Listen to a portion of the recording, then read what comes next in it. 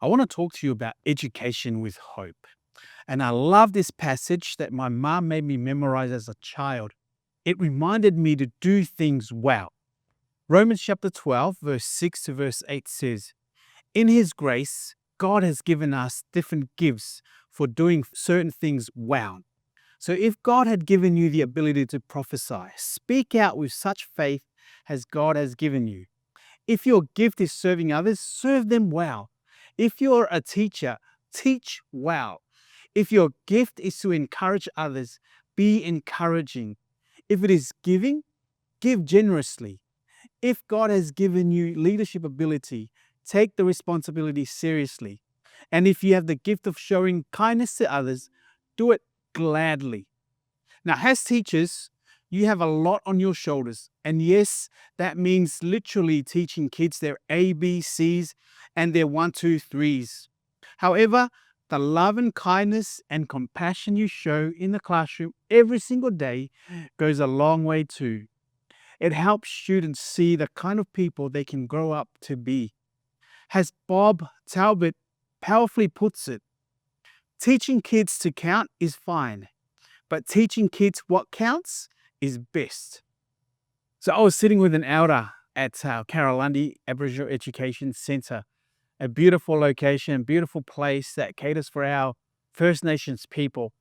And he said to me, "Willie, what's the point of educating our kids and our people if we don't do it with hope, if we don't educate them about Jesus?" And I looked at him and I said, wow, that is a very powerful moment.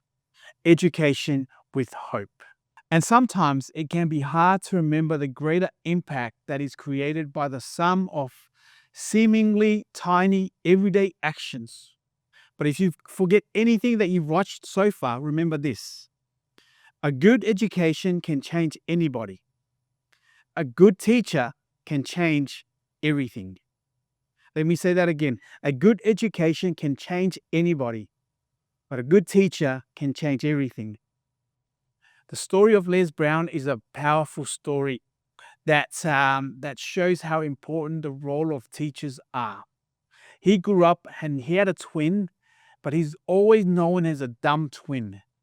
One that was always not doing well in classes, but his twin, he was very academic and he was very well liked and he did very well. Les, on one hand though, he just felt that he wasn't good enough. And then one day his teacher asked him, "Les, I want you to come up to the front and I want you to solve a problem for me on the board." And Les just looked at him and said, "No, I can't do it because I'm the dumb twin." The entire class erupted with laughter. At that point, the teacher stepped out from behind his desk and looked Les straight in the eye. And he said, "Don't ever say that again," he told Les firmly. "And someone else's opinion of you does not have to become your reality." Those are powerful words.